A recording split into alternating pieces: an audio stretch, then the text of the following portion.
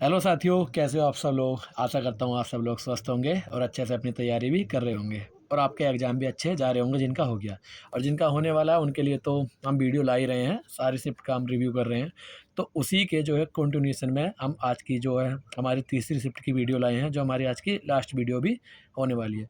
दोस्तों, हम सारी वीडियो जो लेकर आए हैं उसमें सेम टू सेम हूबहू वही क्वेश्चन थे जो हमने आपको कराए थे का मतलब ये है कि जो हम रिव्यू कर रहे हैं वही क्वेश्चन वो वाले क्वेश्चन है जो बच्चे बता रहे हैं और सेम ही क्वेश्चन है वो, है ना। तो उसी का तर्ज पे हमारी ये वाली वीडियो है। ये भी वही क्वेश्चन है जो एग्जाम में आए हैं और जैसे जैसे हमें पता लगते रहते हैं हम क्वेश्चन लाते रहते हैं। अब ये वीडियो आने में लेट इसलिए हो रहा है कि हम आपको वो क्वेश्चन नहीं कराना चाहते कि कुछ भी क्वेश्चन करा दिया और वो एग्जाम में आए नहीं है। हम क्वेश्चन वही लाते हैं जो एग्जाम में आए हैं और जो हमें मिलते हैं।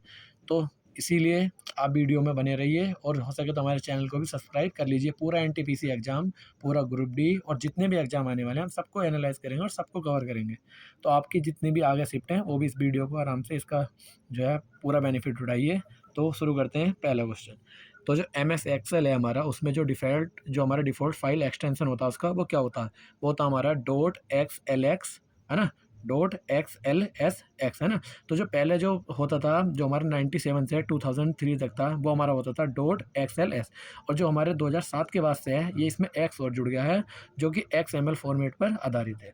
अब इसके बारे में कुछ महत्वपूर्ण बातें और हैं कि जो एक्सेल में 1048576 इतनी हमारी रोज़ होती हैं और 16384 हमारे कॉलम होते हैं। अन्य एक्सटेंशन भी कुछ मैंने यहाँ पे लिख के दे रखे हैं, जिसमें पहला एक्सटेंशन है dot X L T x, ये होता है हमारे टेम्पलेट के लिए। डॉट सी एस बी, ये होता है कोमा सेपरेटेड वैल्यूज़ के लिए। और जो हमारा dot X L S M होता है, ये होता है मैक्रो इनेबल्ड फाइल्स के लिए। अब कुछ शॉर्टकट की भी यहाँ दे रखी हैं, जैसे अगर हम F2 का प्रयोग करते हैं एक्सेल के अंदर तो उससे सेल एडिट करने का ऑप्शन खुल जाता है और कंट्रोल प्लस के साथ हम जो है सेमीकोलन अगर डालते हैं तो फिर वो आज की डेट डाल देगा। उसके बाद अगले क्वेश्चन की ओर हम बढ़ते हैं। हमारा अगला क्वेश्चन पूछा गया था, बिंदुसार के शासनकाल के दौरान अशोक कहाँ के राज्यपाल थे? तो पिछली शिफ्ट में भी बिंदुसार से और अशोक से क्वेश्चन था, इस शिफ्ट में भी क्वेश्चन है। तो ऐसा ही जो अच्छा जो एस्पिरेंट होता है वो इन वीडियो को देख के उससे यही वो अपना अंदाज़ा लगा लेता है कि क्वेश्चन जो है किस कंटिन्यूएशन में पूछे जा रहे हैं और वो उसी के आधार पे अपनी तैयारी आगे करता रहता है और इसीलिए ये वीडियो भी आती हैं। तो जिन्होंने एग्ज़ाम दे दिया वो तो अपने क्वेश्चन और आंसर चेक कर सकते हैं और बाकी जो है इससे हेल्प लेके अपनी आगे की तैयारी कर सकते हैं। तो जो अशोक थे वो गवर्नर कहाँ के थे? उज्जैनी या उज्जैन। बिंदुसार ने अपने पुत्रों को प्रशासनिक जो अनुभव देने के लिए अलग अलग प्रांतों का कुमार, आर्यपुत्र या जिसको राज्यपाल भी कहते थे वो बनाया था और अशोक को उन्होंने अवंती या उज्जैन भेजा था। उसके बाद हुआ क्या था, तक्षशिला में जो है विद्रोह हो गया। तक्षशिला में जो विद्रोह था बिंदुसार के समय, तक्षशिला में दो विद्रोह हुए। पहले को दबाने के लिए उन्होंने अशोक को भेजा और दूसरे के लिए उन्होंने भेजा सुसीम को।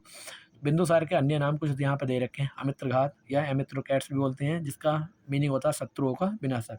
इनका एक और नाम है जिसे सिंहसेन भी कहा जाता है।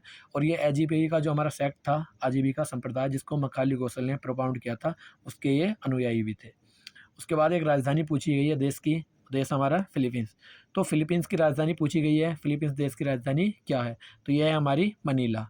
मनीला राजधानी है। और जो हमारा एशियन डेवलपमेंट बैंक है, इसकी जो स्थापना हुई थी हमारी 1966 में, इसका जो मुख्यालय है वो भी मनीला में स्थित है। उसके बाद जो हमारा चावल अनुसंधान है जो अंतर्राष्ट्रीय वाला है, वो भी मनीला में स्थित है, जबकि जो हमारा राष्ट्रीय चावल अनुसंधान है वो हमारा भारत के जो कटक उड़ीसा में वहाँ पे स्थित है। उसके बाद मैग्सेसे जो पुरस्कार हमारा होता है, जिसको एशिया का नोबेल भी कहा जाता है, वो भी फिलीपींस सरकार द्वारा ही दिया जाता है। उसके बाद बात करते हैं अगले क्वेश्चन की तरफ।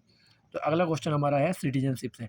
सिटीजनशिप से भी देखो पिछली शिफ्ट में भी क्वेश्चन थे, तो जैसे कोई अगर पिछली शिफ्ट हमारी देख के गया होगा जिसका हमने रिव्यू करा था, तो उसको सिटीजनशिप अगर उसने रिवाइज करा होगा तो ये वाला क्वेश्चन उसने बिल्कुल भी गलत नहीं किया होगा।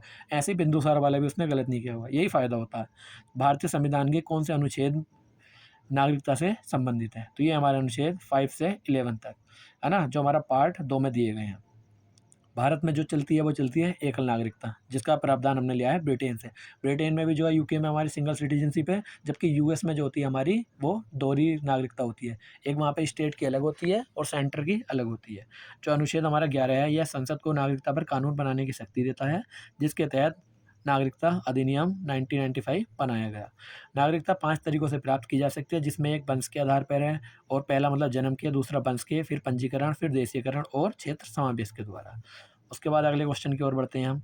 इसमें क्वेश्चन में पूछा गया जो हमारा ताजमहल था, ताजमहल के जो चीफ आर्किटेक्ट कौन थे? तो ये थे उस्ताद हामिद लाहौरी। इनके बारे में कुछ अन्य फैक्ट इस तरीके से हैं कि जो लाहौरी थे इनको नादिर उल असर की उपाधि दी गई थी और इन्होंने जो दिल्ली के लाल किला का नक्शा भी तैयार किया था।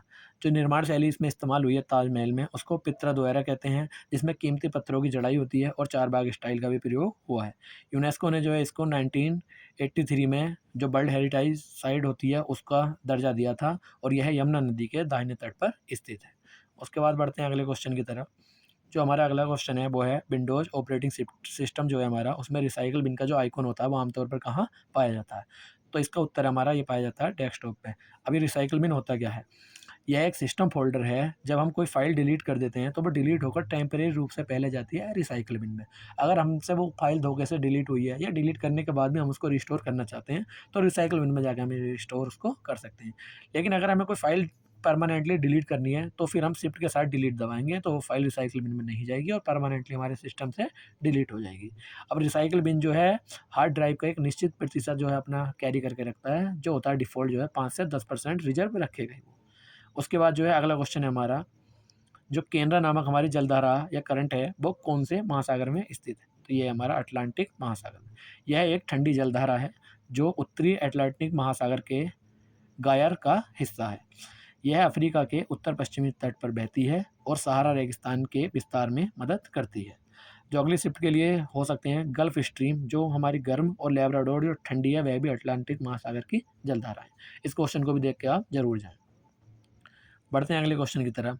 तो जो हमारा 1760 में जो युद्ध लड़ा गया था जिसको बॉन्डिवोस का युद्ध कहते हैं, ये किसके खिलाफ और किसके बीच लड़ा गया था? इसमें एक अंग्रेज़ थे और उन्होंने किसके खिलाफ ये युद्ध लड़ा था? तो ये लड़ा था फ्रांसीसियों के खिलाफ।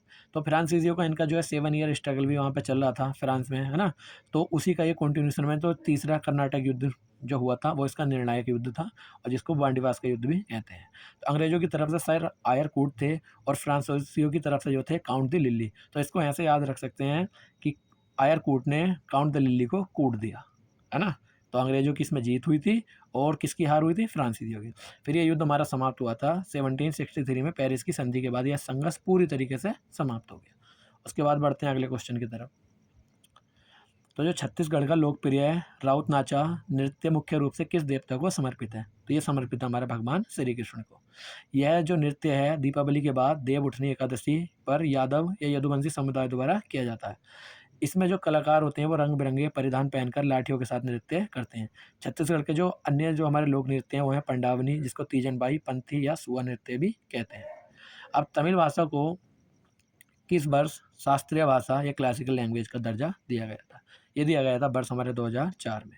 तो तमिल पहली शास्त्रीय भाषा थी, इसके बाद संस्कृत 2005 को दर्जा मिला था और अक्टूबर 2024 में सरकार ने 5 नई भाषा मराठी, पाली, प्राकृत, असमिया और बंगाली को भी शास्त्रीय भाषा घोषित किया गया। अब कुल 11 हो गई हैं जिसमें तमिल, संस्कृत, कन्नड़, तेलुगु, मलयालम, ओडिशा प्लस 5 ये जो नई हैं ये जुड़ के हो गई हमारी टोटल अब 11। उसके बाद बढ़ते हैं अगले क्वेश्चन की तरफ। जो एलोरा की जो प्रसिद्ध हमारे कैलाश मंदिर का निर्माण वो किस शासकों द्वारा कराया गया था? तो ये कराया गया था राष्ट्रकूट, जो हमारे राष्ट्रकूट थे उनके जो राजा थे जिसमें भी मेनली बात करें तो हम कृष्णादि फर्स्ट की या कृष्ण प्रथम की। यह महाराष्ट्र के संभाजी नगर औरंगाबाद में स्थित है। यह एक असम वास्तुकला या मोनोलिथिक का दुनिया का सबसे बड़ा उदाहरण है। राष्ट्रकूट वंश इस वंश का जो संस्थापक था वो धनतेरु था। इनकी राजधानी जो थी मान्य खेत थी। एलोरा में कुल जो है हमें गुफाएं देखने को मिलती हैं 34, जिसमें कुछ हिंदुओं की हैं, कुछ बौद्ध हैं और कुछ जैन धर्म से संबंधित हैं। उसके बाद बढ़ते हैं अगले क्वेश्चन की तरफ। भारतीय संविधान का जो अनुच्छेद है 15(3) राज्य को किन के लिए विशेष प्रावधान बनाने की शक्ति देता है? करिए इस क्वेश्चन को। तो इस क्वेश्चन का आंसर है महिला और बच्चों के लिए। जो अनुच्छेद हमारा 15 है वो धर्म, मूल वंश, जाति, लिंग या जन्म के आधार पर भेदभाव को रोकता है। 15 जो 3 का जो हमारा अपवाद है वो यह है कि यह जो अफर्मेटिव एक्शन की अनुमति देता है या सकारात्मक भेदभाव है, इसके आधार पर महिलाओं के लिए आरक्षण और बच्चों के लिए मुफ्त शिक्षा जैसे प्रावधान किए जा सकते हैं। और जो आर्टिकल हमारा 15 का 4 है, 15 का 5 है, ये SC ST और पिछड़े वर्गों के लिए शैक्षणिक संस्थान में विशेष प्रावधान की अनुमति देते हैं। बढ़ते हैं अगले क्वेश्चन की तरफ। या हमारे इतने क्वेश्चन हमें मिल पाए थे क्योंकि रात में क्या होता है बच्चे लेट तक घर पहुंचते हैं तो कोई भी जो है सीधा अपने घर पहुंचने जाता है एग्जाम देने के बाद। तो हड़बड़ी में बच्चे मतलब क्वेश्चन इतनी जल्दी देना इंपॉर्टेंट भी नहीं समझते, वो अपना घर पहुँचना ज़रूरी समझते हैं। तो इस बार इस वाली शिफ्ट के थोड़े हमें क्वेश्चन कम मिले, लेकिन जो भी क्वेश्चन मुझे थोड़ी देर में मिलेंगे मैं अपने टेलीग्राम चैनल में डाल दूँगा। तो आप जुड़े रहिए हमारे टेलीग्राम चैनल से भी, और सब शिफ्ट के रिव्यू आते रहेंगे। अगर आपको हमारा ये काम पसंद आ रहा है तो प्लीज़ कृपया करके हमारे चैनल को सब्सक्राइब कर लीजिए। हमारी देखो कोई टीम वगैरह नहीं है, मुझे अकेला काम करना होता है और मैं अपनी तैयारी भी करता हूँ। तो आपको अगर हमारा एफर्ट पसंद आता है तो कृपया करके चैनल को सब्सक्राइब कर लीजिए। मिलते हैं अगली वीडियो में।